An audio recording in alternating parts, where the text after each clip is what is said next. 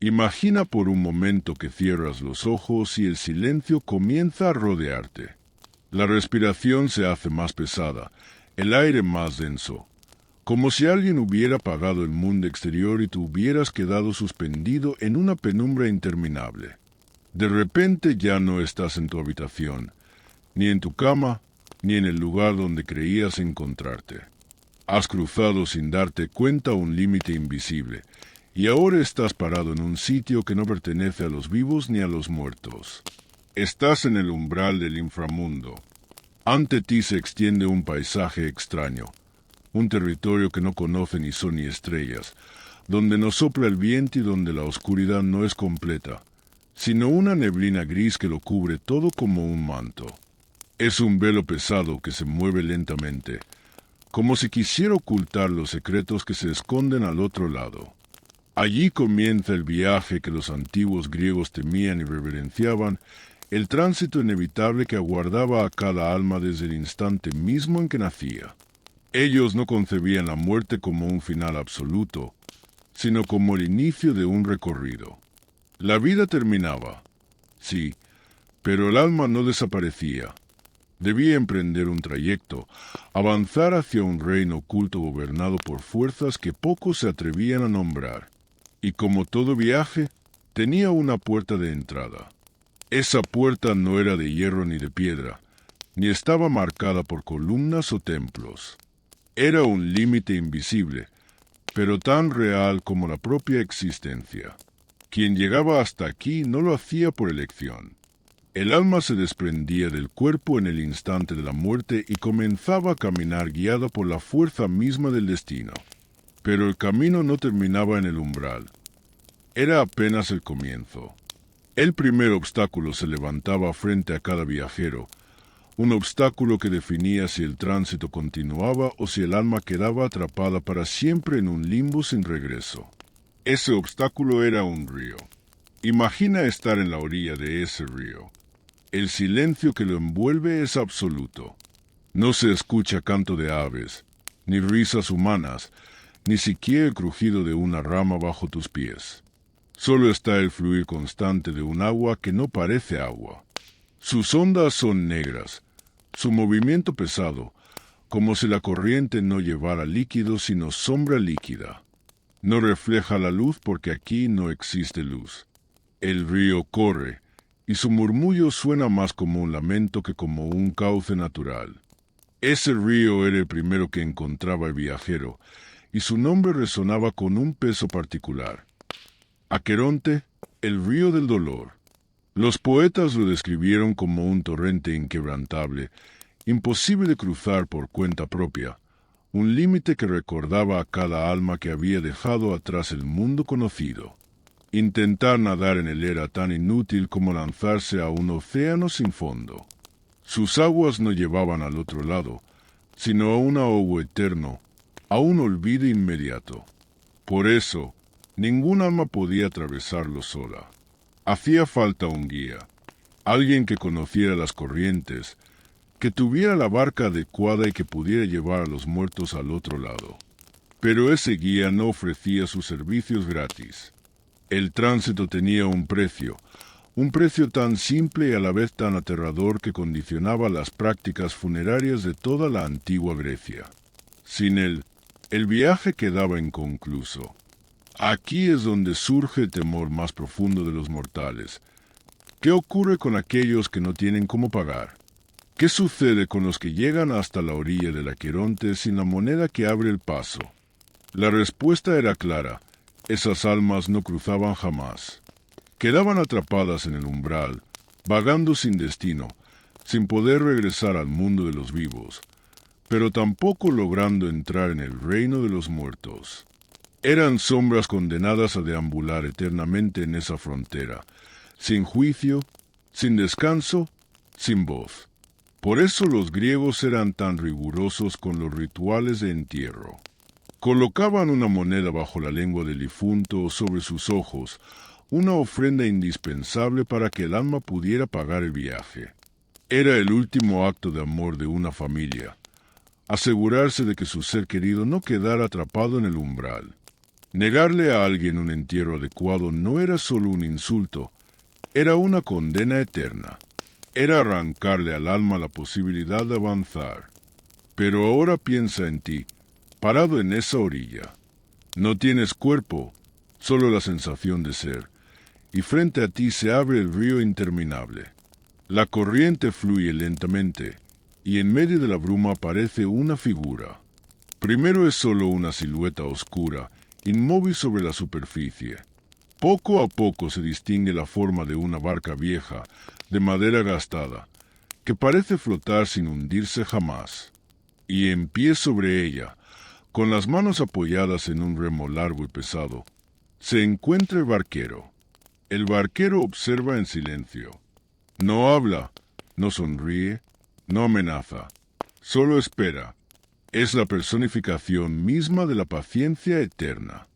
Está ahí desde el inicio de los tiempos y estará ahí cuando ya no quede nada. Su mirada atraviesa la neblina y se posa sobre cada alma que llega a la orilla. No necesita preguntar quién eres ni de dónde vienes. Solo una cosa le importa, si traes o no el pago, porque nada en el inframundo es gratuito. El tránsito tiene un precio. El viaje hacia el otro lado no depende de tus hazañas en vida, ni de tu riqueza, ni de tu poder. Depende de una sola moneda, un óvulo que debe estar en tu boca al morir. Si la tienes, el barquero te permitirá subir a su barca. Si no la tienes, serás condenado a vagar sin rumbo en las orillas del río, sin esperanza de cruzar jamás. Imagina la sensación de estar frente a esa figura. Sabes que el destino de tu alma depende de un objeto tan pequeño como una moneda, y al mismo tiempo sabes que no hay manera de engañarlo. Nadie ha burlado jamás al barquero. Nadie ha cruzado el Aqueronte sin su permiso. Él es la primera prueba, el guardián silencioso que separa a los vivos de los muertos.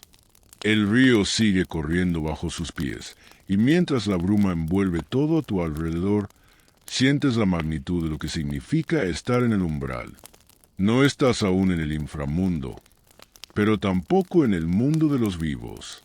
Estás en un terreno intermedio, un lugar de tránsito donde cada decisión, cada detalle de tu entierro y cada acción de tu familia en el mundo de arriba puede determinar tu destino eterno.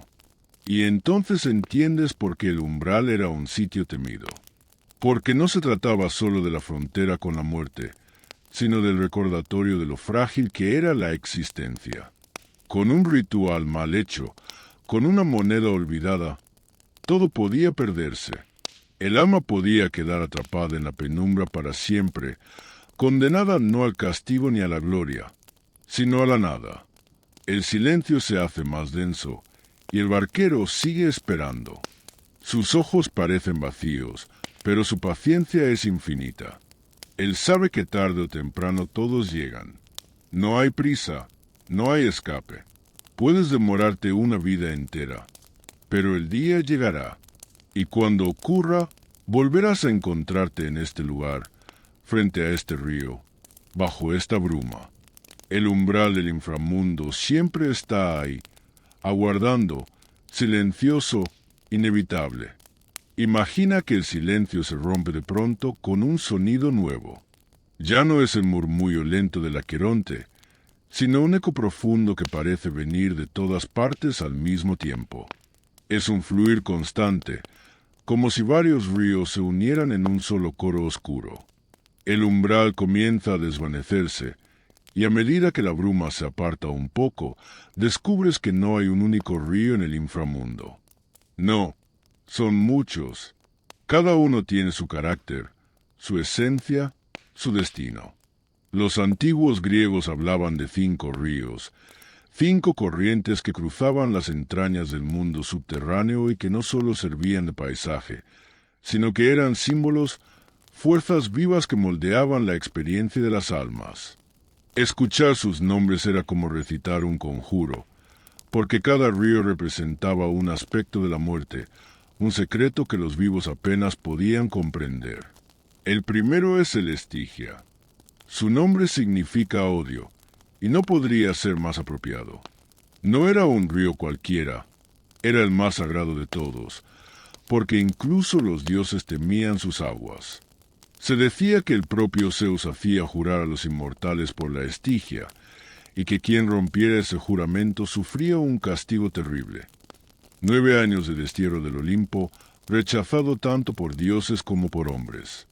Imagina entonces lo que significaba para un alma común encontrarse frente a esa corriente. Su agua era tan oscura que parecía devorar la poca luz de la neblina.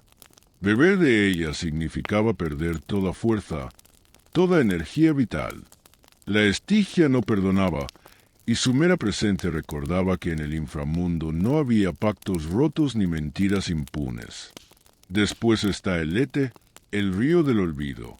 A diferencia de la Estigia, sus aguas no inspiraban temor por su fuerza, sino por lo que ofrecían, el borrado total de la memoria. Las almas que bebían del olvidaban su vida pasada, sus alegrías, sus dolores, sus nombres, todo lo que alguna vez habían sido. Algunos lo veían como una liberación. Qué mejor que descansar sin el peso del recuerdo. Pero otros lo temían, porque perder la memoria era perderse a uno mismo, desaparecer lentamente en el anonimato eterno. Imagina acercarte a sus aguas, ver cómo brillan suavemente en medio de la oscuridad, como si invitaran a sumergirse en ellas, y sentir al mismo tiempo la tentación y el terror de olvidar todo lo que te hizo ser tú. Más allá fluía el Flegetonte, el río de fuego. Sí, un río ardiente que no quemaba con llamas visibles, sino con una corriente incandescente que iluminaba de rojo las cavernas subterráneas. Sus aguas parecían un torrente de lava líquida, eterno, que rugía como un monstruo dormido. Era el límite natural de los lugares de castigo, y quienes caían en sus orillas sabían que no había regreso. El calor del Flegetonte no se sentía en la piel, sino en el alma. Era la representación misma de la pasión descontrolada, del dolor que consume por dentro. Luego estaba el Cocito, el río de los lamentos. No era violento ni ardiente, sino más bien un curso de aguas heladas y lentas, que avanzaban como lágrimas interminables. Los poetas lo describían como un río lleno de llantos y gemidos, porque en sus orillas vagaban las almas de aquellos que nunca recibieron un entierro. Eran los olvidados, los rechazados, los que no tuvieron ritual ni descanso. Sus voces se mezclaban con el fluir del agua, y cualquiera que pasara cerca escuchaba un coro infinito de quejas y súplicas. Era el río del abandono, un recordatorio de lo cruel que podía ser el olvido humano. Y por último, de nuevo, el Aqueronte, el río del dolor, que ya conociste en el umbral. No era tan temido como la Estigia ni tan fascinante como el Lete, pero era el primero que enfrentaban todas las almas. Su presencia estaba en el inicio del viaje, como si recordara que todo tránsito hacia el inframundo comenzaba con sufrimiento. 5 ríos, 5 aspectos de la muerte: odio, olvido, fuego, lamento, dolor. Cada uno fluía con su propio destino, pero todos se entrelazaban en las profundidades del mundo subterráneo, creando un mapa líquido que sostenía la existencia misma del inframundo. Imagina por un instante que los escuchas todos al mismo tiempo. Un murmullo oscuro, un rugido ardiente, un eco de lágrimas, un silencio pesado, un canto de olvido. Es un coro que no pertenece a los vivos, un recordatorio de que más allá de la vida se extiende un reino vasto y complejo, gobernado por leyes que ningún humano puede quebrar. Los griegos no hablaban de estos ríos como simples mitos. Para ellos eran símbolos, pero también realidades que definían el viaje del alma. El Estigia representaba la justicia divina, el Lete la necesidad de renacer sin cargas, el Flegetonte la fuerza destructiva de la pasión, el Cocito la tragedia del abandono y el Aqueronte la entrada inevitable al dolor. Comprenderlos era aceptar que la muerte no era un vacío, sino un paisaje con reglas propias. Y aquí surge la reflexión inquietante. Si tuvieras que cruzar estos ríos, ¿cuál temerías más? ¿El fuego que arde sin consumirse, el olvido que borra tu historia, el lamento de los que nadie recuerda? Cada corriente revela algo de nosotros mismos, de lo que tememos perder, de lo que más valoramos en la vida. El viaje por el inframundo no es rápido. El barquero sabe navegar entre las aguas, pero nunca se apresura. Avanza despacio, como si quisiera que cada alma escuchara el canto de los ríos y entendiera su significado. Porque solo al atravesarlo se empieza a comprender el verdadero peso de estar muerto. Y al otro lado, mucho más allá de la neblina y las corrientes, esperan jueces, castigos, recompensas y misterios aún más profundos. Por ahora, quédate en este punto del viaje. Escucha el fluir de los 5 ríos. Siente como cada uno de ellos resuena en tu interior y recuerda que el inframundo no es solo un lugar, es un espejo. Un espejo de la memoria, del odio, del dolor, del abandono y de la pasión. Todo lo que fuimos en vida, todo lo que tememos, fluye allí, en esas corrientes eternas. Y mientras el murmullo sigue sonando, la barca comienza a moverse. No sabes aún a dónde te llevará, pero lo que está claro es que, una vez que entras en las aguas del inframundo, ya no hay camino de regreso. La barca avanza lentamente sobre el Aqueronte, y el silencio vuelve a dominar el aire. Solo el golpeteo del remo contra el agua marca el ritmo del viaje. Entonces lo ves con claridad. La figura que gobierna la barca no es un simple hombre. No es un dios esplendoroso como los del Olimpo, ni un héroe que alguna vez desafió a la muerte. Es algo distinto, una presencia que parece haberse fundido con la eternidad misma. Ese es Caronte, el barquero del inframundo. Su aspecto es inconfundible. La piel arrugada, como cuero marchito, se tensa sobre unos huesos afilados. Sus ojos hundidos brillan con un resplandor apagado, como brasas que jamás se extinguen. Su barba es larga, descuidada, gris como la neblina que lo rodea, y sus ropas parecen jirones que alguna vez fueron túnicas. Pero lo más inquietante no es su figura gastada, sino la calma absoluta con la que se mueve. Caronte no muestra ira ni compasión, no sonríe ni amenaza. Solo existe para cumplir su tarea, transportar almas. Los griegos lo imaginaban eterno, inmortal, tan viejo como la muerte misma. No tiene principio ni final, porque nunca fue joven y jamás será anciano. Caronte simplemente es. Su existencia no depende del tiempo, sino del ciclo infinito de los vivos que se convierten en muertos. Cada vez que alguien exhala su último aliento, tarde o temprano termina frente a él. Por eso Caronte no tiene prisa. Sabe que todo ser humano es un pasajero inevitable de su barca.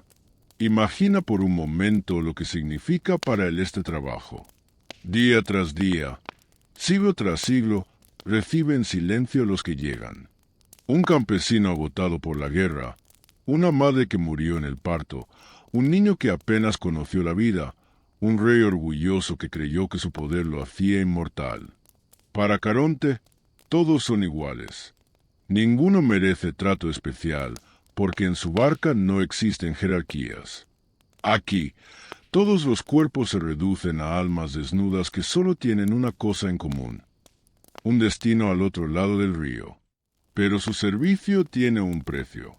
Caronte no se mueve por compasión, ni por deber divino, sino por pago. El óbolo, esa pequeña moneda colocada bajo la lengua de los muertos, es su única condición. Quien la lleva puede subir. Quien no la tiene, se queda. No hay excepción. No importa si fuiste héroe o cobarde, rico o pobre.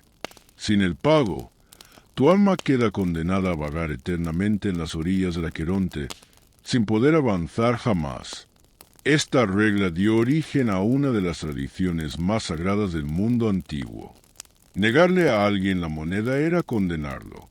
Por eso las familias griegas se aseguraban de colocarla con cuidado durante los ritos funerarios. Y no era un simple gesto simbólico, era una garantía de tránsito, una manera de proteger a los suyos del horror de quedar atrapados en el umbral. Así, el poder de Caronte se extendía incluso al mundo de los vivos, porque su figura dictaba cómo debían despedirse los muertos. Los poetas contaban que Caronte rara vez hablaba. No necesitaba hacerlo. Su sola presencia era suficiente. Los que subían a la barca lo miraban en silencio, incapaces de romper con palabras un viaje que pertenecía al reino de lo sagrado. El único sonido era el del remo hundiéndose en las aguas oscuras, arrastrando a las almas hacia su destino. Sin embargo, no todos aceptaban este tránsito sin resistencia. Algunos héroes mitológicos se atrevieron a enfrentarlo, y en esos relatos Caronte muestra una faceta distinta. Hubo quienes intentaron sobornarlo, otros que lo obligaron con su fuerza, y algunos incluso lo engañaron para cruzar al mundo de los muertos en vida. Cada una de esas historias terminó marcando a Caronte con una reputación temida. El barquero podía ceder, sí, pero jamás sin consecuencias. En la Eneida, Virgilio cuenta que el héroe Eneas llegó hasta él con la intención de entrar en el inframundo estando aún vivo. Al verlo, Caronte se irritó. «Los vivos no cruzan mis aguas», dijo con voz grave. Pero la sibila que acompañaba a Eneas le mostró un ramo dorado, una ofrenda para Perséfone, la reina de los muertos.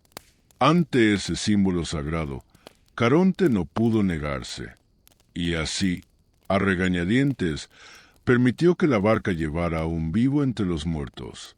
Fue una excepción, un recordatorio de que incluso el barquero debía obedecer las leyes divinas cuando lo exigían. Otra historia célebre es la de Heracles. El semidios, en una de sus hazañas, descendió al inframundo y obligó a Caronte a llevarlo en su barca sin pago. Caronte aceptó, pero su atrevimiento le costó caro. Hades, enfurecido, lo castigó con un año entero de cadenas. Fue quizá la única vez en la que el barquero sufrió, demostrando que incluso en su eternidad existían límites que no podía traspasar. Estas historias no lo humanizan, sino que lo hacen aún más inquietante. Caronte no es un dios, pero tampoco un hombre.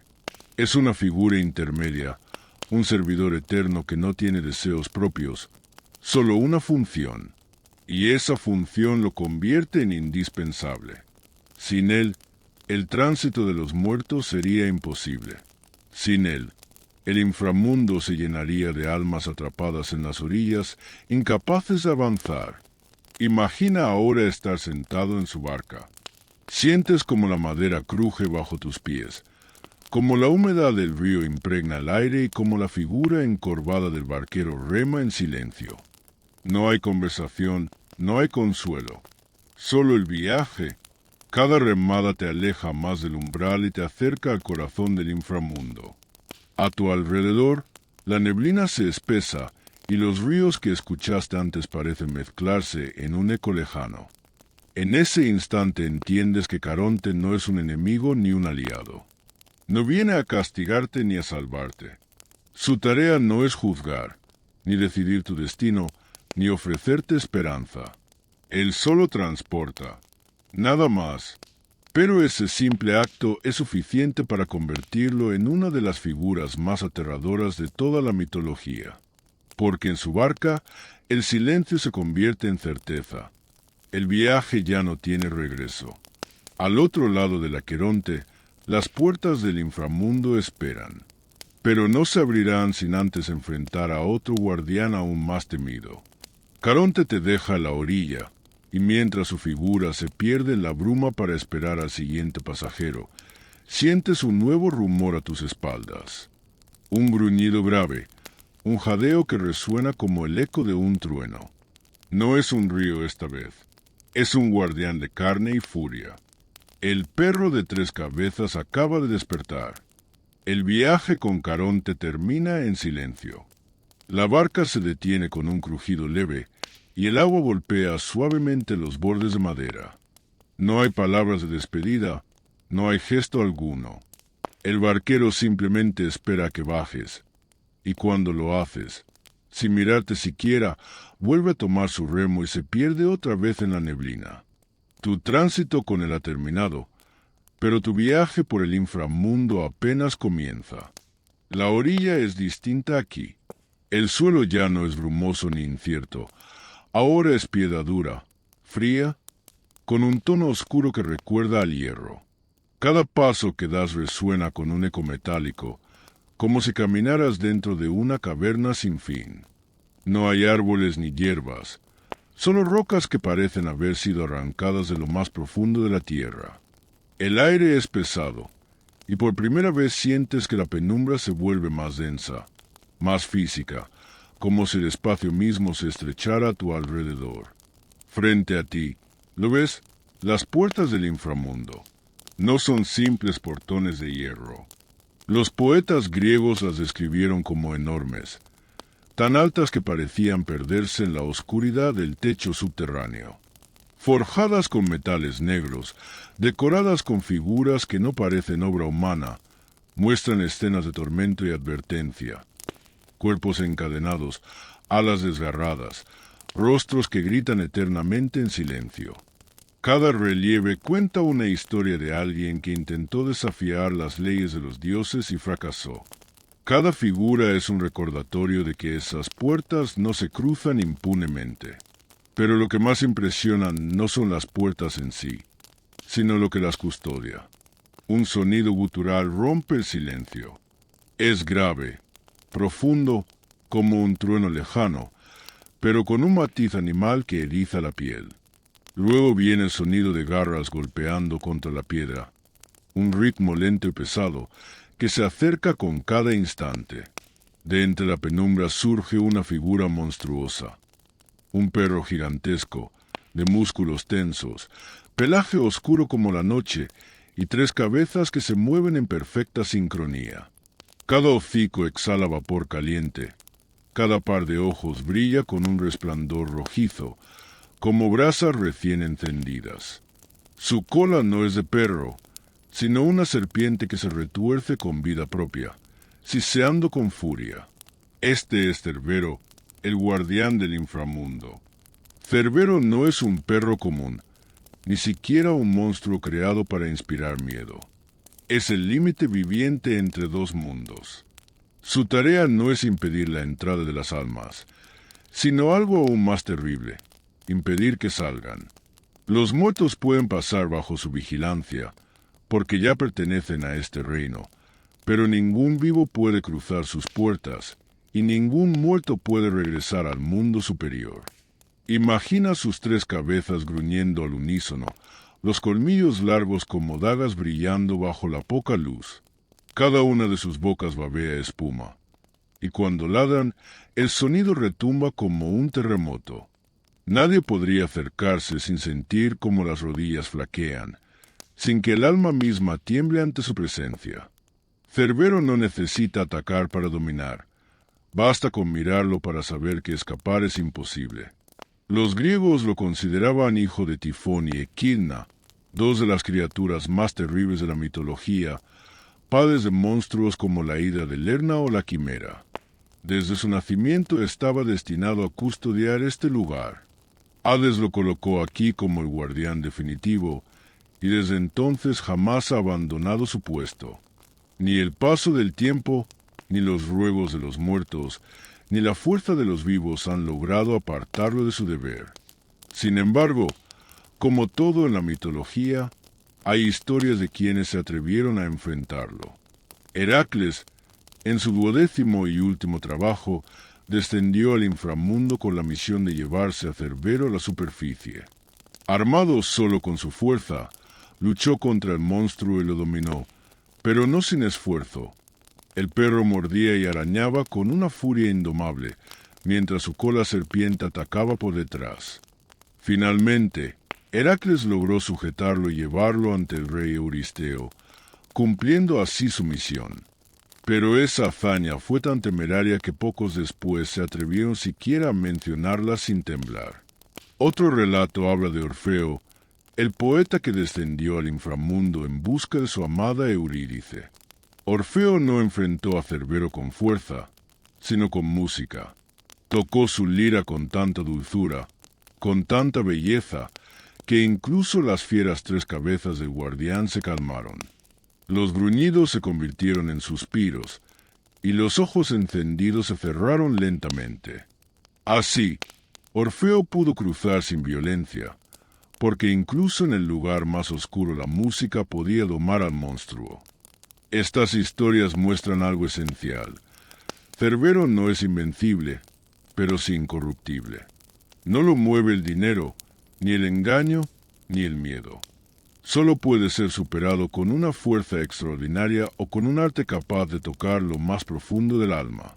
Para todos los demás, sigue siendo un muro viviente, una advertencia de que el inframundo no es un lugar del que se pueda salir. Imagina ahora estar frente a él. Sus tres pares de ojos te observan con atención, como si pudieran ver más allá de tu carne y leer directamente tu esencia. Sus gruñidos resuenan en tu pecho, haciéndolo vibrar como un tambor.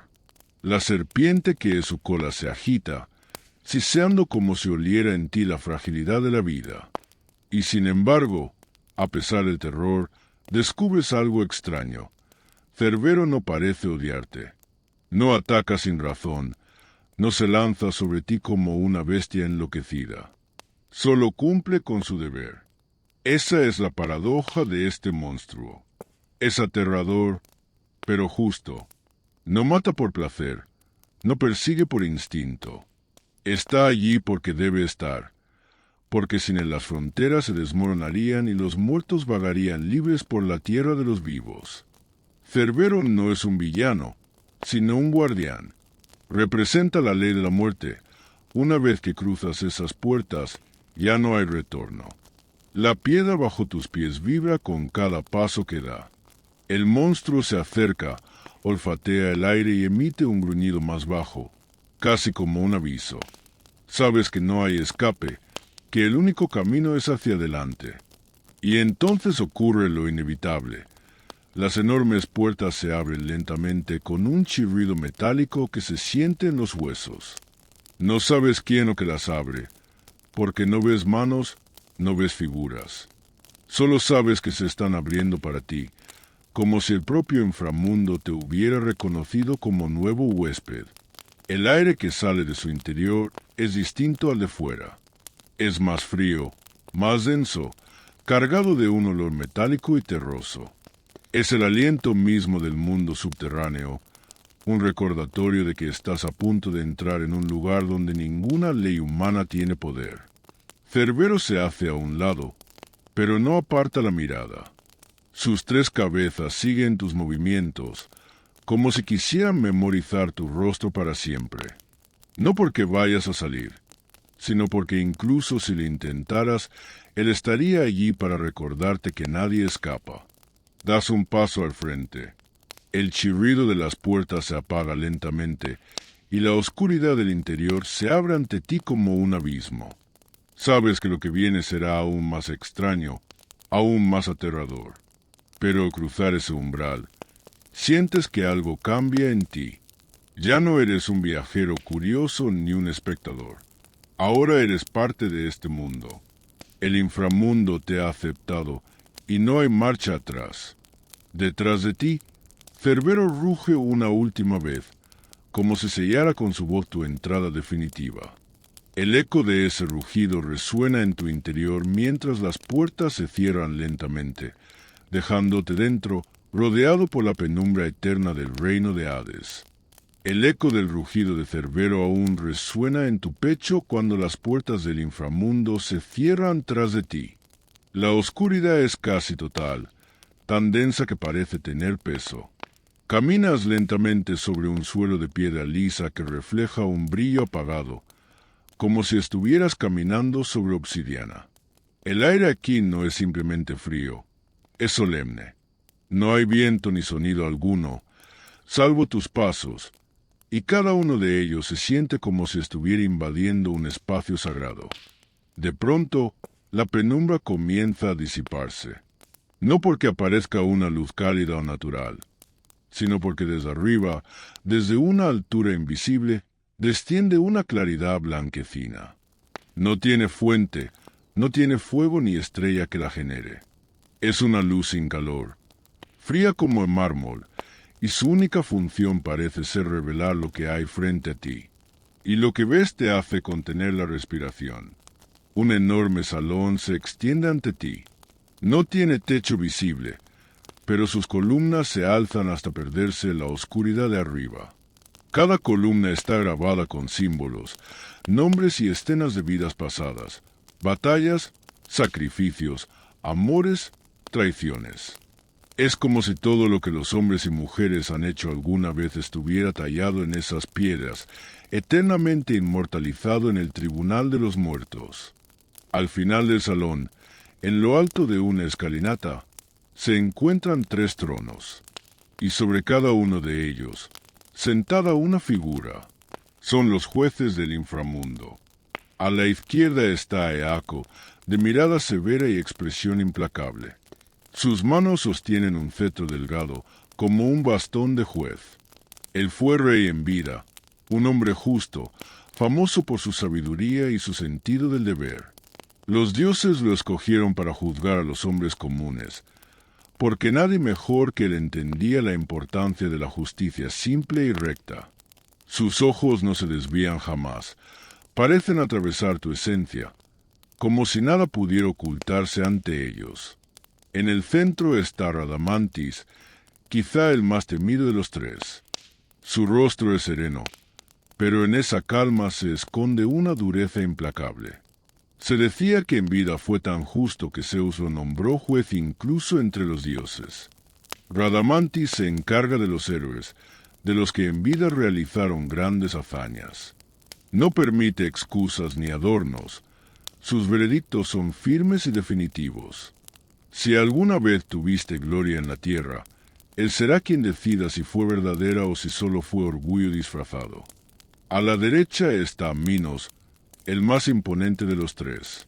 Su trono es ligeramente más alto, y aunque su expresión no es severa ni dura, inspira un respeto absoluto. Minos fue rey de Creta, hijo de Zeus, y su autoridad es indiscutible. Es a él a quien corresponde la última palabra, el juez supremo que confirma o revoca los fallos de los otros 2. Ante Minos, no existe apelación posible. Su voz es la voz de la verdad final. Imagina la escena. 3 jueces eternos, sentados en sus tronos, mirando en silencio a cada alma que llega. No hay abogados, no hay defensas, no hay discursos. No se necesitan. Aquí no se juzga con pruebas materiales ni con testimonios. Aquí, el juicio se realiza sobre la esencia misma de tu alma. Todo lo que fuiste, todo lo que pensaste, cada decisión que tomaste, está grabado en ti como un libro abierto, y ellos lo leen sin esfuerzo, como si recorrieran página por página lo que ha sido tu vida. El silencio es absoluto. Solo escuchas el latido de lo que queda de tu existencia. Y entonces, una voz profunda, que parece surgir del suelo mismo, pronuncia tu nombre. No lo escuchas con los oídos, lo sientes dentro de ti. Es el llamado al juicio. Tu cuerpo, o lo que queda de él, se mueve hacia adelante. Subes los peldaños de la escalinata y la luz fría ilumina cada detalle de tu ser. Frente a ti, 3 pares de ojos escrutadores esperan. No hablan entre ellos, no discuten.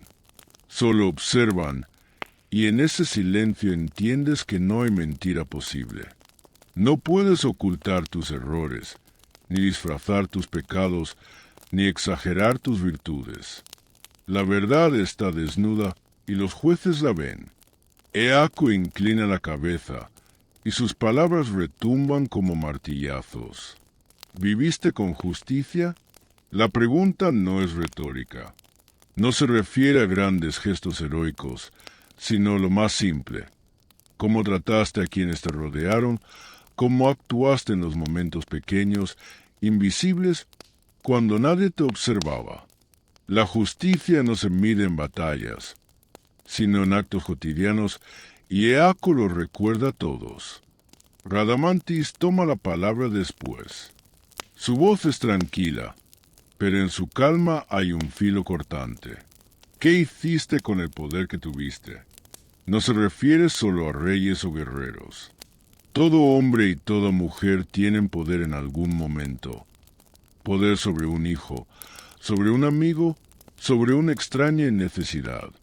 Radamantis observa si usaste ese poder con compasión o con abuso, con sabiduría o con egoísmo. Él no se deja engañar por apariencias. Lo que busca es la verdad desnuda de tus acciones. Finalmente, Minos se inclina hacia ti. Su mirada no es severa ni cruel, pero es imposible de sostener. Es como mirar el sol directamente, un brillo que revela cada rincón oculto de tu alma. Y entonces, con voz grave y pausada, pronuncia la sentencia. Las opciones son varias. Si tu vida fue gris, sin grandes virtudes ni terribles pecados, serás enviado a los campos de Asfódelos, donde las almas vagan en calma eterna, sin sufrimiento, pero también sin gloria. Si tus actos fueron atroces, si tu alma cargó con crímenes inhumanos, tu destino será el Tártaro, el pozo de tormentos donde los condenados sufren castigos eternos. Sí, por el contrario, tu vida fue noble, si tu corazón fue justo y tus obras dignas, se te concederá el acceso a los campos elíseos, el paraíso del inframundo, donde los héroes y los virtuosos descansan en paz y gloria. El juicio es rápido, implacable y definitivo. No hay apelación, no hay oportunidad de defenderte. Todo ya está dicho en tu propia esencia, y los jueces solo lo revelan. Imagina el peso de ese instante. Toda tu vida reducida a un veredicto. Todo lo que fuiste, todo lo que quisiste ser, reflejado en una sola decisión. Y lo más aterrador es que el juicio no es injusto. Es perfecto. Los jueces no se equivocan, no se dejan llevar por emociones ni por engaños. No hay corrupción en este tribunal. Lo que deciden es lo que mereces, ni más ni menos. El silencio vuelve. Tu sentencia ya ha sido dictada. Las puertas que conducen a tu destino se abren lentamente frente a ti. No importa cuál sea, Asfódelos, Tártaro o Elíseos. El camino está marcado y tu alma debe seguirlo. Detrás de ti, los jueces permanecen inmóviles, esperando al siguiente alma, porque su labor nunca termina. Día tras día, siglo tras siglo, ellos juzgan sin descanso. Son eternos, incorruptibles, inquebrantables. Y en ese salón solemne, cada vida encuentra su verdad final. Las puertas del tribunal se cierran tras de ti. El eco del veredicto aún resuena en tu interior, como un murmullo que se repite una y otra vez. No fue ni gloria ni condena lo que recibiste. Tu destino no es el fulgor de los Elíseos, ni los tormentos del Tártaro. No fuiste un héroe, ni un criminal. No alcanzaste las cumbres, pero tampoco descendiste a lo más bajo. Tu sentencia es la más común, la más vasta, la más silenciosa de todas, los campos de Asfódelos. El camino se abre ante ti como un pasillo interminable. La piedra oscura comienza a desvanecerse, y poco a poco el suelo se vuelve más blando, más terroso. Ya no caminas sobre el hierro del juicio, sino sobre un suelo pálido cubierto por hierbas marchitas. El aire es distinto aquí, no huele a humedad ni a hierro, sino a polvo, a flores secas, a recuerdos desvanecidos.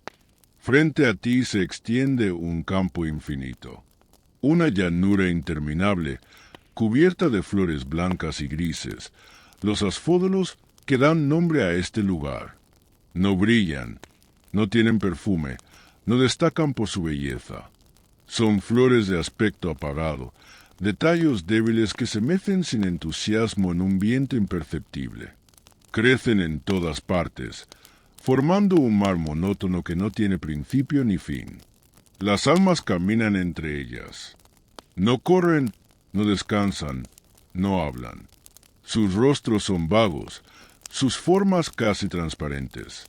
Parecen sombras que vagan sin rumbo, cada una perdida en sus propios pensamientos, en memorias que quizá ya no son suyas. Algunos se miran entre sí, pero no hay reconocimiento. No hay alegría en el encuentro, ni tristeza en la separación. Solo hay un andar constante, como si todos siguieran un ritmo secreto, una música que nunca se oye, pero que obliga a moverse sin descanso. Este es el destino de la mayoría de los mortales. Aquí llegan los que vivieron sin grandes virtudes, pero también sin grandes culpas.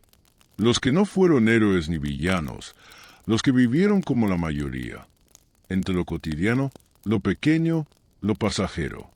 Aquí, en los campos de Asfódelos, todo eso se disuelve en una eternidad gris. Imagina caminar por este campo. Las flores llegan hasta tus rodillas, y al rozarlas no sientes suavidad, sino una textura seca, como de papel quebradizo. El sonido que producen no es el de hojas vivas, sino un crujido apagado, como si caminara sobre pergaminos olvidados. El horizonte nunca cambia. Siempre lo mismo. Flores grises, almas errantes, silencio. En este lugar no hay tormento, pero tampoco hay alegría. Es un espacio de monotonía perfecta. Nadie grita, nadie sufre, nadie llora, pero tampoco nadie canta, ni ríe, ni crea. Es el eterno intermedio, el ni aquí ni allá de la existencia. Los griegos temían este destino más que el propio Tártaro, porque al menos en el castigo había intensidad, había drama, había un sentido de consecuencia. Pero aquí, en los campos de Asfódelos, todo se convierte en una bruma sin significado. Eres y no eres, vives y no vives, recuerdas y olvidas. Eres una sombra que camina, y ese caminar será tu eternidad. De vez en cuando, entre las flores, aparece un murmullo. Un alma recuerda algo, un rostro amado, una casa perdida, una victoria en la juventud. Se detiene un instante, como si ese recuerdo pudiera darle vida. Pero el recuerdo se deshace pronto, como arena entre los dedos, y el alma vuelve a andar, vacía de nuevo, sumida en el gris. El paisaje no cambia, pero tú comienzas a percibir detalles. Hay colinas suaves que se pierden en la distancia, arroyos de agua turbia que corren sin prisa, árboles solitarios de tronco blanco y hojas pálidas que nunca se mueven. Todo está quieto, como si el tiempo hubiera quedado detenido. Y sin embargo, el andar de las almas nunca cesa. Algunos antiguos decían que este lugar era un reflejo de la vida humana común. La rutina, los días que se repiten, las acciones sin grandeza ni maldad. Una eternidad de monotonía era la imagen perfecta de la existencia ordinaria. Así, los dioses habían creado los campos de Asfódelos como un espejo. Lo que fuiste en vida, eso eres en la muerte. Pero también había otra interpretación, más melancólica. Decían que en estos campos las almas se despojaban de lo que eran, poco a poco, hasta convertirse en nada. Como flores que se marchitan y se convierten en polvo, los recuerdos, las emociones y las pasiones iban desapareciendo. Y quizá, al final de ese proceso, lo que quedaba era un silencio absoluto, una disolución en el campo mismo. Piensa en el sonido de este lugar. No hay risas, ni voces, ni música. Solo el crujido seco de las flores cuando el viento invisible las roza, y el murmullo lejano del agua turbia que corre entre las raíces. Es un silencio lleno de eco, como si todo aquí fuera un suspiro que nunca termina. Ahora, imagina estar aquí para siempre. Caminar entre los asfódelos sin rumbo, sin destino, sin compañía verdadera. No sufres, no lloras, no padeces, pero tampoco avanzas, tampoco cambias. Es como un sueño del que nunca despiertas, un sueño sin colores ni emociones, en el que simplemente existes, sin más. Los griegos veían en este destino una advertencia. Vive de manera que tu alma no caiga en el gris. Busca la grandeza, el valor, la justicia, porque de lo contrario, tu eternidad será esta, un campo interminable de flores sin perfume, donde caminarás sin fin, recordando cada tanto un fragmento de lo que fuiste, solo para olvidarlo de nuevo. Y así sigues avanzando, rodeado de almas que caminan contigo, aunque ninguna te acompañe realmente. El horizonte nunca se acerca, las flores nunca cambian, y el tiempo, si es que existe en este lugar, se estira como una cuerda infinita. El campo de Asfódelo se convierte en todo lo que eres. Eres una sombra, una flor gris, un susurro en la eternidad. Ni gloria, ni condena, solo silencio. El aire cambia. Ya no es el polvo seco de los asfódelos, ni el eco solemne de la corte de los jueces. Ahora, lo que respiras es denso, casi sólido, como si tragases hierro fundido. Cada inhalación pesa en tu pecho, cada exhalación quema como un suspiro envenenado. La tierra se abre bajo tus pies, y un abismo infinito se revela frente a ti. No es un pozo común, no es una caverna. Es Tártaro, el pozo del castigo eterno, el lugar más profundo del inframundo. Los antiguos decían que Tártaro estaba tan lejos de la superficie como la tierra lo está del cielo. Imagina esa distancia. Si una piedra cayera desde la cima del Olimpo, tardaría 9 días y 9 noches en llegar al suelo de la tierra. Y si desde ahí cayera otra piedra hacia Tártaro, tardaría el mismo tiempo en alcanzar su fondo. Así de profundo es, así de imposible de imaginar. Aquí no hay flores grises ni almas errantes. Aquí no hay calma ni monotonía. Aquí todo es grito, hierro, cadenas, oscuridad. El Tártaro no es un campo, es una prisión. Una prisión no para los hombres comunes, sino para los más terribles enemigos de los dioses. Las paredes de este abismo están hechas de roca negra, húmeda y afilada. Desde lo alto caen gotas que se convierten en cuchillas líquidas al golpear el suelo. El eco de cada gota resuena como un latigazo. No hay horizonte aquí, solo profundidad infinita. No sabes si miras hacia abajo o hacia arriba, porque todo es oscuridad. En este lugar, el tiempo no fluye como en el mundo de los vivos. Cada segundo se estira como un siglo, y cada siglo se aplasta en un instante. El sufrimiento no tiene medida, porque aquí no hay relojes ni días. Solo hay eternidad. Imagina cadenas colgando en todas direcciones. No son de hierro común, sino de un metal divino, irrompible. Cada eslabón brilla con un fulgor sombrío, como si estuviera hecho de fuego apagado. Esas cadenas sujetan a los titanes, los gigantes que alguna vez desafiaron a Zeus y a los dioses olímpicos. Aquí están encerrados, condenados a no moverse jamás, atrapados en posturas imposibles, retorciéndose entre la roca y el vacío. Cada tanto, un rugido rompe el silencio. No es humano, no es animal, es algo que vibra en los huesos, un sonido que hace temblar la propia existencia. Es el grito de los titanes encadenados que aún intentan liberarse, aunque saben que nunca lo lograrán. Entre ellos está Cronos, el antiguo rey de los dioses, padre de Zeus, Hades y Poseidón. En Tártaro paga el precio de haber devorado a sus propios hijos para conservar el poder. Encadenado en lo más hondo, su figura gigantesca aún lucha, aún se retuerce, pero las cadenas nunca se rompen. Cada vez que lo intenta, un trueno sordo resuena en todo el abismo, y las rocas tiemblan como si el propio Tártaro se burlara de su esfuerzo. Otros condenados pueblan este lugar. Está Sísifo, condenado a empujar una piedra enorme cuesta arriba, solo para que, al llegar casi a la cima, la piedra rueda hacia abajo y debe empezar de nuevo, una y otra vez, por toda la eternidad. Está Tántalo, con hambre y sed eternas, de pie en medio de un lago, bajo la sombra de un árbol frutal. Cada vez que intenta beber, el agua se retira, y cada vez que estira la mano, la fruta se aleja. Está Ixión, atado a una rueda en llamas que gira sin cesar, castigado por su insolencia contra los dioses.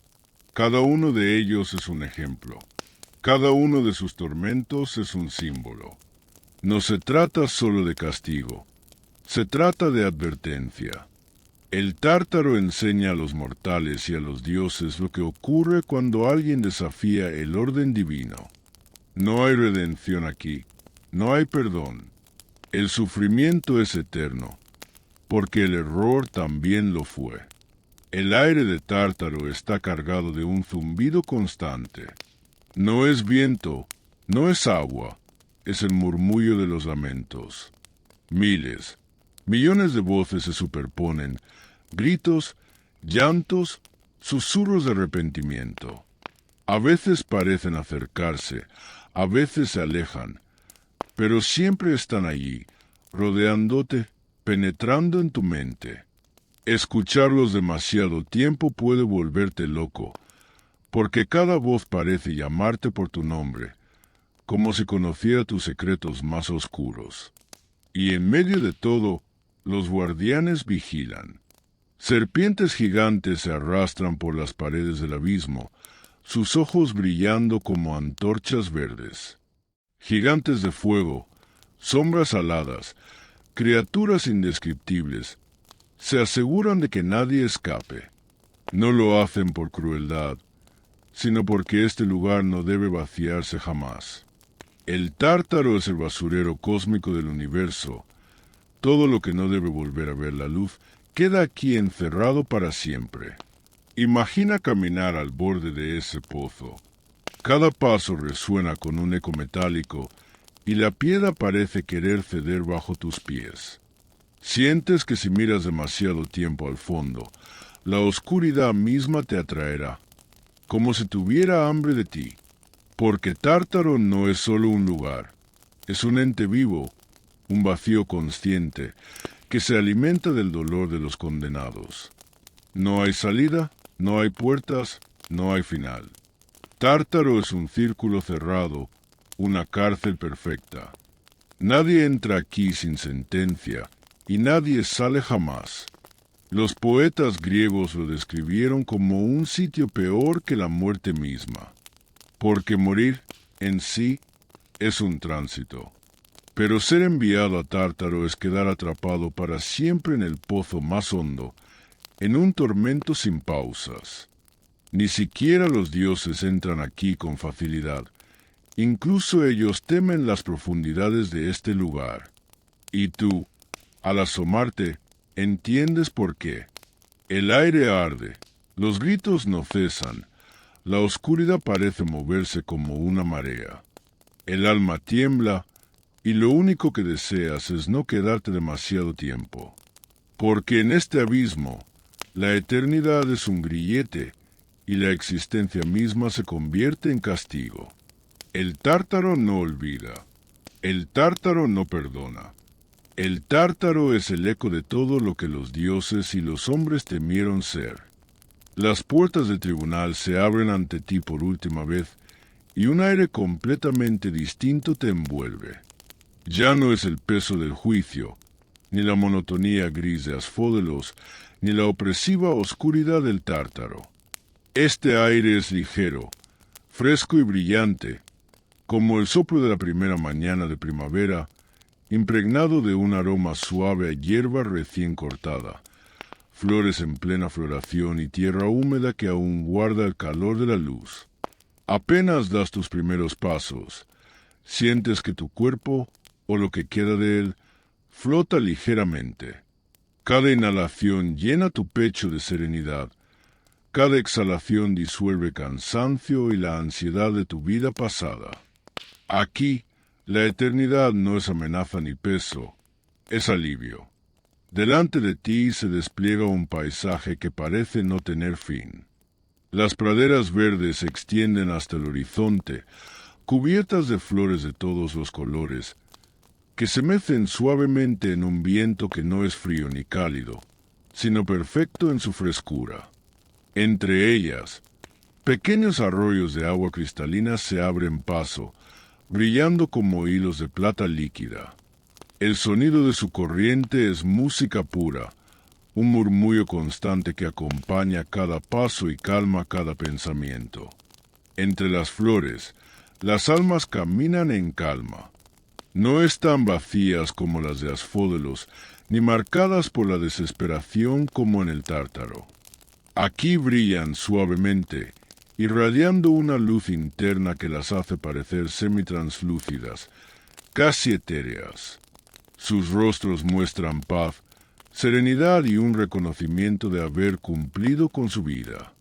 Caminan, conversan, ríen suavemente, se abrazan o se sientan a contemplar la belleza de los alrededores. Cada gesto es ligero, sin prisa, sin tensión. Algunos se dedican a actividades sencillas pero eternamente satisfactorias. Un grupo toca instrumentos de cuerda hechos de luz, creando melodías que se mezclan con el susurro de los ríos. Otros pintan con pinceles de aire y sombra, y sus creaciones flotan sobre la pradera antes de disiparse suavemente. Otros caminan simplemente, absorbiendo la eternidad sin necesidad de hablar o actuar. Imagina acercarte a un río. Sus aguas son tan puras que reflejan perfectamente el cielo dorado, y al beber de él, sientes como cada célula de tu ser se llena de calma. Cada gota parece disolver cualquier miedo, cualquier dolor, cualquier arrepentimiento.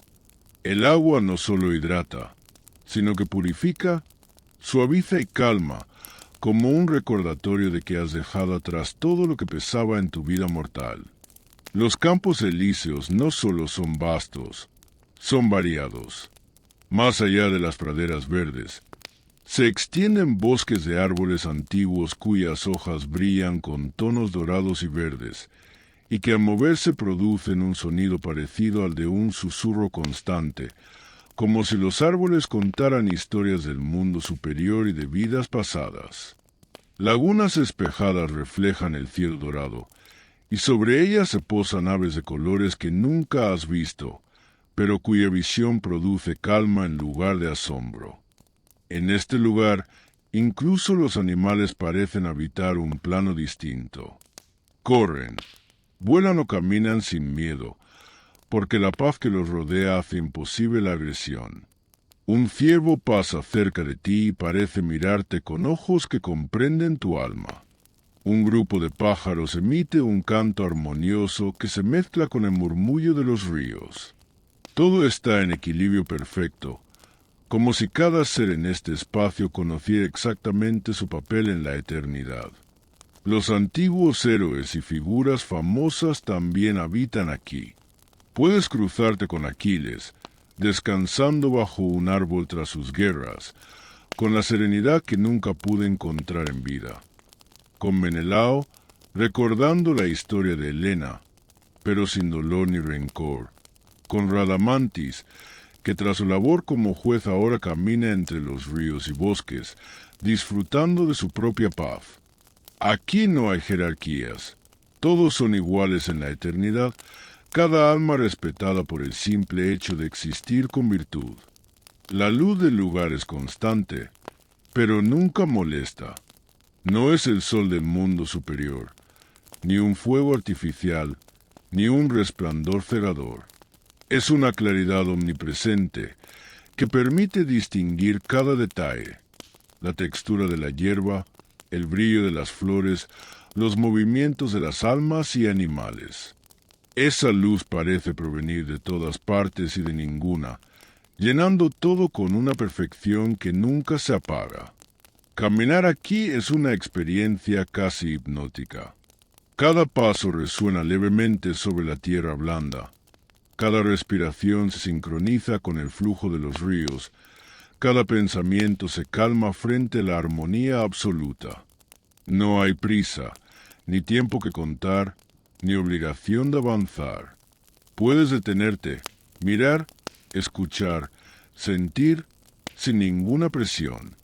La eternidad se presenta como un regalo, no como una carga.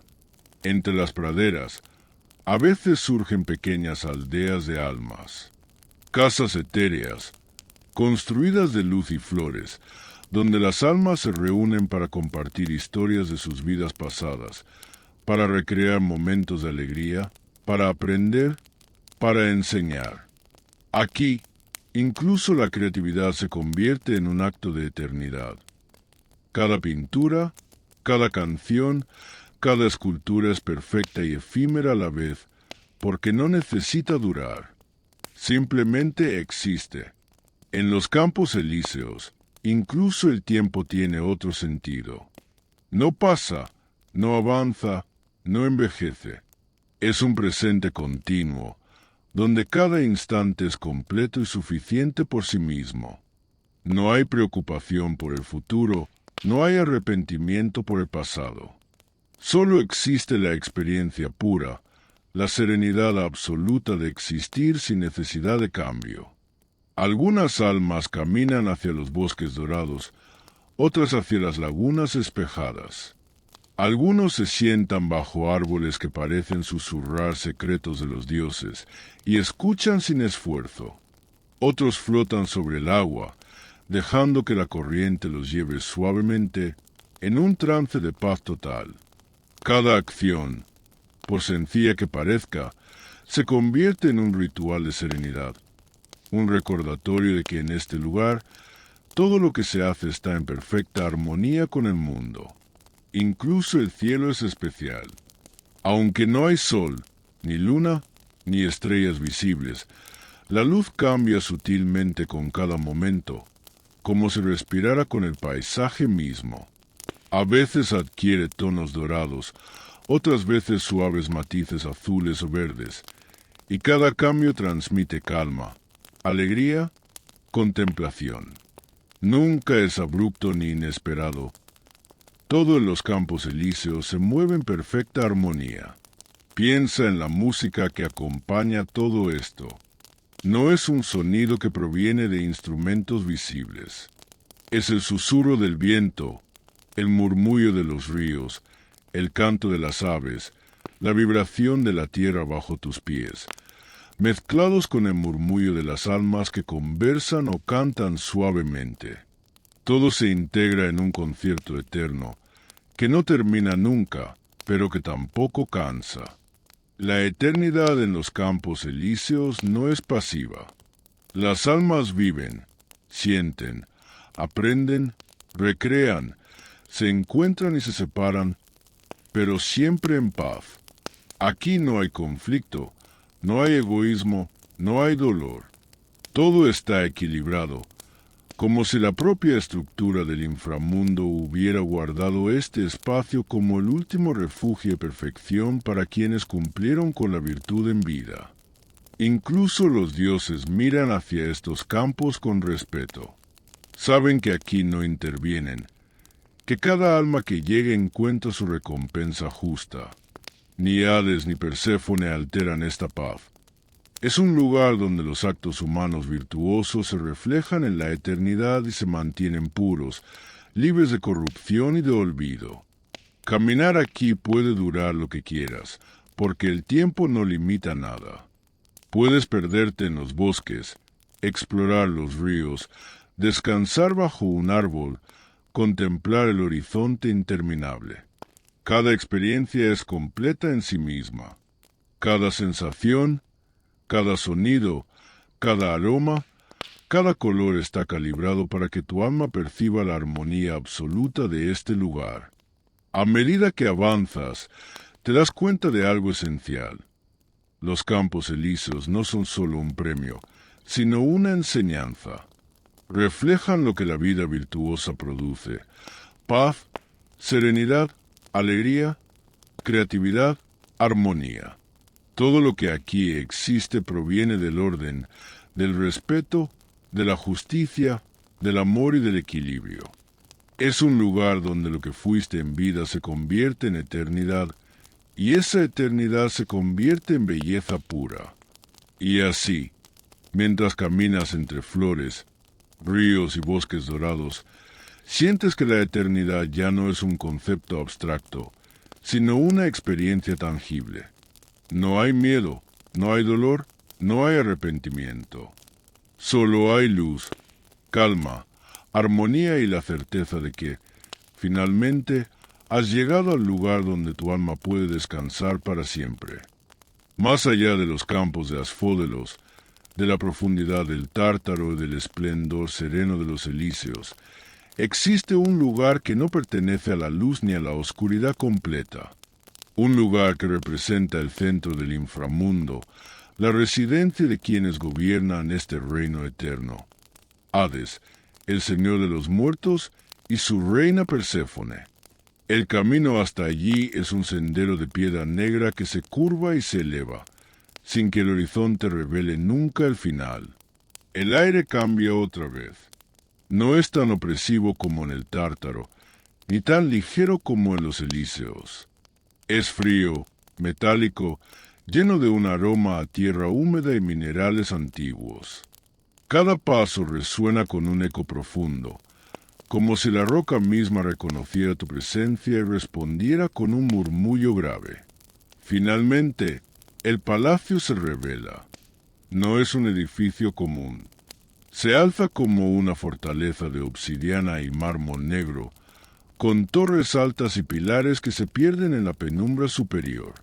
Cada pared está grabada con escenas de la vida y la muerte, no como castigo ni como advertencia, sino como recordatorio del orden eterno del mundo. Seres mitológicos, héroes, dioses y mortales se entrelazan en relieves que narran la historia del universo subterráneo. El palacio está custodiado por Cerbero, el enorme perro de 3 cabezas. Sus colmillos brillan con un resplandor sombrío, y cada gruñido resuena como un trueno apagado. Pero aquí no hay agresión. Cerbero es guardián y guía. Su mirada sigue cada movimiento de los visitantes, pero solo actúa si alguien intenta violar la ley del inframundo. Frente a sus fauces, incluso los más valientes sienten un respeto profundo, porque saben que no se trata de un monstruo común, sino de un límite viviente entre mundos. Al cruzar el umbral del palacio, la atmósfera cambia otra vez. La oscuridad no es total. Hay luz tenue que parece emanar de las paredes mismas. No es blanca ni cálida, sino dorada y opaca, como si cada roca y cada columna estuvieran impregnadas de siglos de historia. La arquitectura es majestuosa. Techos altos con arcos infinitos, columnas que sostienen un espacio que parece no tener fin, y suelos de piedra pulida que reflejan débilmente la luz, creando un efecto de profundidad que hace que todo se vea más vasto de lo que realmente es. En la sala principal se encuentra Hades. No es un monstruo, ni un ser cruel por naturaleza. Es solemne, autoritario y majestuoso.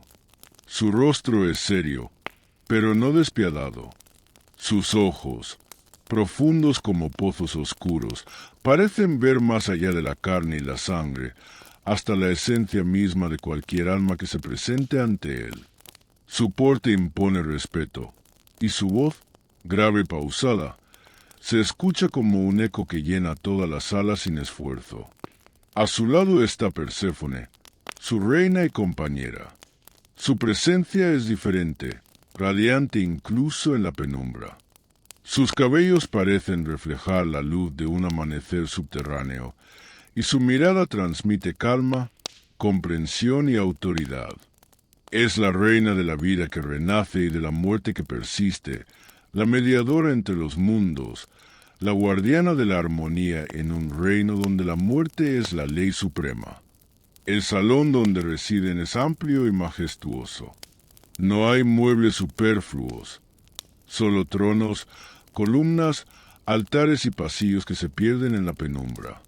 En las paredes, relieves muestran la historia de Hades y Perséfone, el rapto de la diosa por el dios de los muertos, la negociación con Deméter, el equilibrio entre la vida y la muerte, la creación de las estaciones y la organización del inframundo.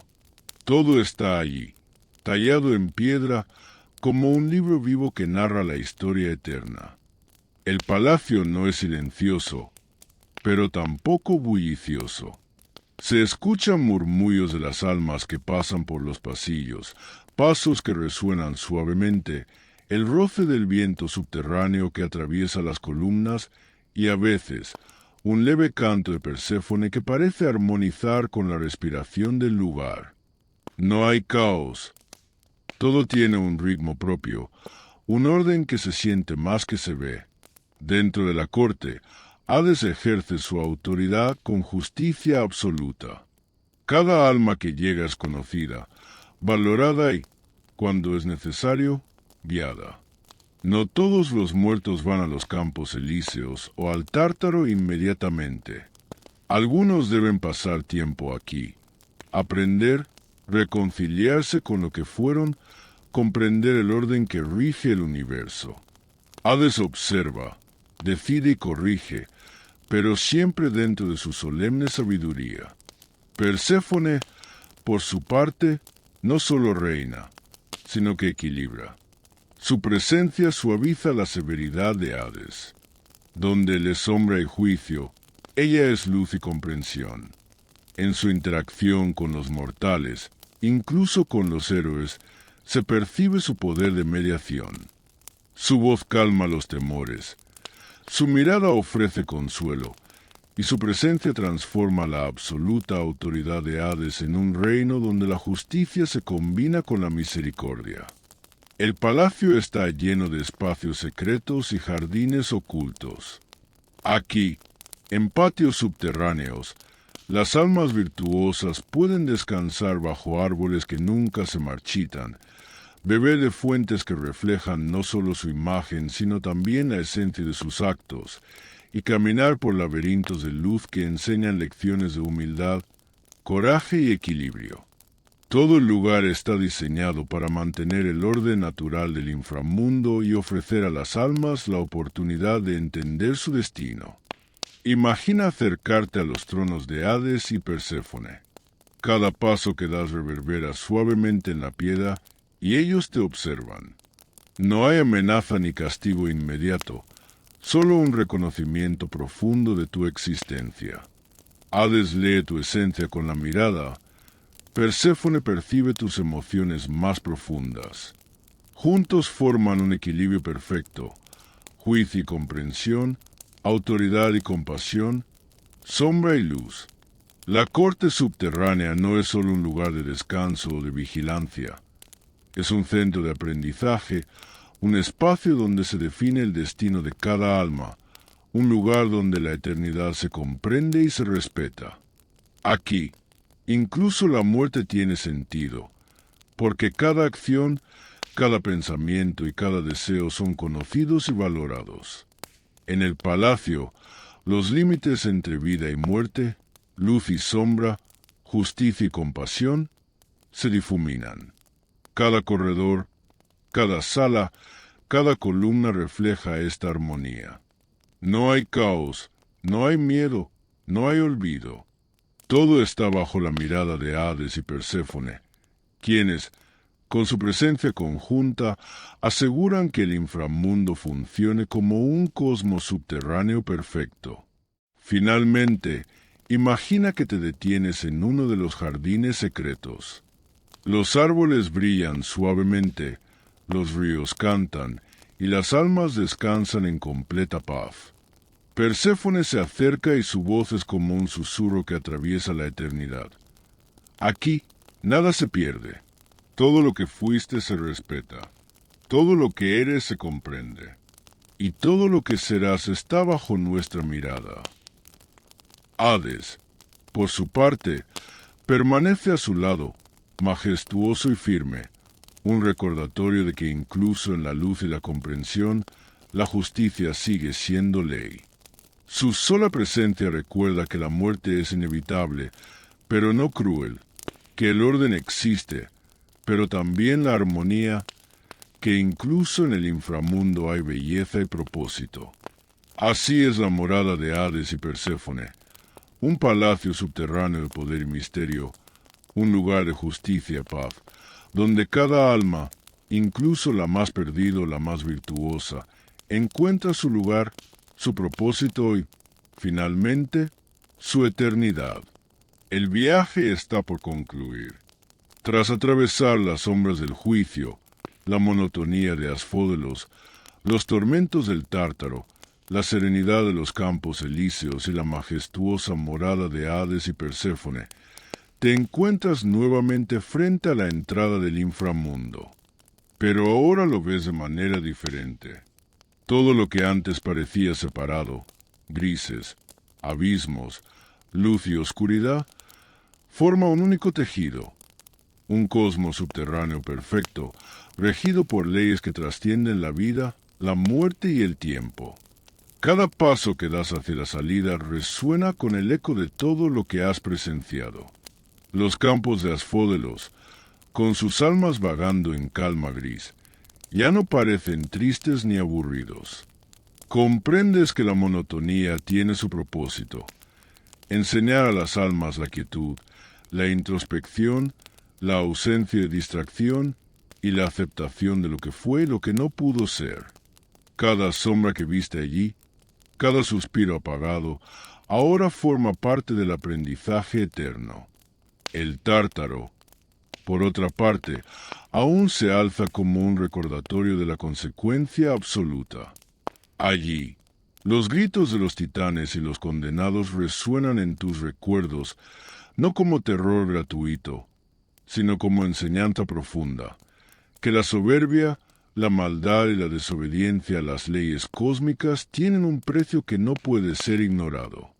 Incluso la oscuridad más absoluta tiene un orden oculto, y cada tormento refleja la justicia implacable que gobierna el universo. Al recordar los campos elíseos, sientes paz. Allí, la luz dorada, los ríos de cristal, las flores que nunca marchitan y las almas felices te enseñaron que la virtud, la bondad y el equilibrio se recompensan con la eternidad serena. Comprendes que el premio de la vida no es la gloria inmediata, sino la armonía y la paz que se otorgan a quienes caminan con justicia, humildad y valentía. Finalmente, piensas en la morada de Hades y Perséfone.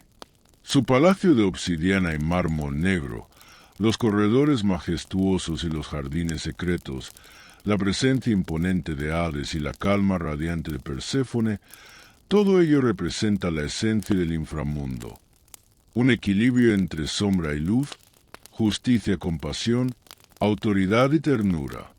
Aquí no solo se gobierna la muerte, se enseña, se guía, se equilibra la eternidad de las almas. Al mirar atrás por un instante, comprendes que todo el inframundo es un reflejo de la vida misma. No existe solo el bien ni solo el mal. La vida, como este reino, es un tejido de decisiones, acciones y consecuencias. Cada alma que camina en Asfódelos, cada condena en el Tártaro, cada premio en los Elíseos y cada juicio en la corte de Hades y Perséfone no es arbitrario. Todo responde a un principio de equilibrio perfecto. Lo que das, lo que haces, lo que decides, se refleja en tu destino. Y mientras avanzas hacia la salida del inframundo, sientes que los recuerdos de cada lugar se mezclan en tu mente como un río de imágenes, sonidos y emociones. Cada paso es un eco de la eternidad. Cada respiración una conexión con la esencia de todas las almas que has visto. La eternidad del inframundo no es solo un lugar físico, es un espacio de reflexión, un espejo de la vida, un recordatorio de que lo que somos en vida determina lo que seremos en la muerte. Ahora, el río Estigia aparece frente a ti. Su agua negra y espesa refleja la penumbra del inframundo, pero también el brillo débil de las almas que lo cruzan. Caronte, el barquero, espera silencioso en su embarcación. Sus ojos profundos parecen ver todo lo que has vivido y todo lo que has aprendido durante este viaje. No pregunta, no juzga, solo conduce a las almas cumpliendo su papel en el orden eterno. Al cruzar el río, comprendes la importancia de cada sección del inframundo. Asfódelos enseñó introspección, Tártaro, consecuencias, campos elíseos, recompensa, Hades y Perséfone, equilibrio. Todo está conectado. Todo tiene un propósito. La muerte no es el final, sino la continuación de un ciclo que solo adquiere sentido si se observa en su totalidad. Mientras la embarcación avanza, notas que el paisaje cambia gradualmente. La oscuridad se hace menos opresiva, los ecos de gritos y susurros se diluyen y la luz tenue del mundo superior comienza a aparecer en el horizonte. No es un retorno simple, es un aprendizaje completo. No solo has recorrido el inframundo, lo has entendido. Cada sombra, cada rayo de luz, cada murmullo y cada canto se convierten en parte de tu conocimiento, en parte de tu alma. Finalmente, Caronte desembarca y te deja en la orilla del mundo de los vivos. El aire que respiras ahora es fresco y familiar, pero también tiene un peso diferente. Ya no es solo el aire de la vida, lleva consigo la esencia de todo lo que has visto en el inframundo. Comprendes que la muerte y la vida no están separadas, sino que forman un continuo. Cada decisión, cada acto de justicia, cada momento de reflexión o egoísmo, tiene repercusiones más allá del tiempo y el espacio. Y mientras avanzas por la orilla, el inframundo se desvanece detrás de ti, pero no desaparece de tu memoria. Asfódelos, Tártaro, Campos Elíseos y la corte de Hades y Perséfone se mezclan en un recuerdo indeleble, un viaje que no solo fue físico, sino espiritual y emocional. Comprendes que este viaje no es solo un relato mitológico, es una metáfora de la vida misma, una lección sobre equilibrio, justicia, virtud y eternidad. Al mirar hacia atrás por última vez, la oscuridad y la luz se entrelazan en tu mente como un tejido perfecto. Cada alma que viste, cada paisaje que recorriste, cada juicio que presenciaste, forma ahora parte de ti. Comprendes que el inframundo no es solo un lugar de castigo o premio. Es un espejo de la existencia, un recordatorio de que lo que somos y lo que hacemos determina nuestro destino, no solo en la muerte, sino en cada instante de la vida. Y así termina tu recorrido. No con miedo, ni con tristeza, ni con exaltación extrema. Termina con comprensión, con respeto, con un conocimiento profundo de lo que significa vivir, morir y existir. Has visto la monotonía gris, el horror absoluto, la paz absoluta y la majestuosa autoridad de los dioses. Y lo más importante, has aprendido que cada acción, cada pensamiento y cada decisión cuentan, y que la eternidad es simplemente un reflejo de lo que somos. Mientras caminas hacia la luz del mundo superior, sientes un susurro, casi como un eco lejano. Es Perséfone, quizá Hades, quizá tu propia conciencia, recordándote que todo lo que viste seguirá allí, siempre. Que la eternidad del inframundo sigue su curso, con justicia, equilibrio y orden. que las almas continúan caminando, aprendiendo, sufriendo, disfrutando, y que cada vida, sin importar cuán pequeña o grande, deja un rastro en el tejido del cosmos.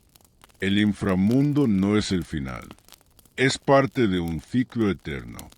Un ciclo donde la justicia, la virtud, el aprendizaje y la comprensión se entrelazan para formar un universo que no deja cabos sueltos, un lugar donde todo tiene sentido y donde cada alma encuentra su lugar.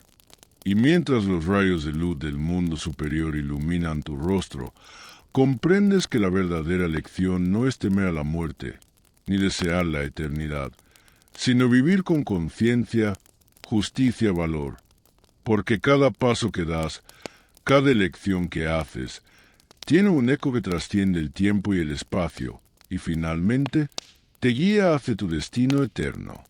El inframundo queda atrás, pero su lección permanece, y con esa comprensión avanzas hacia la vida, transformado por el viaje, con la certeza de que todo lo que existe, incluso en la oscuridad, tiene un propósito, una razón y un equilibrio perfecto.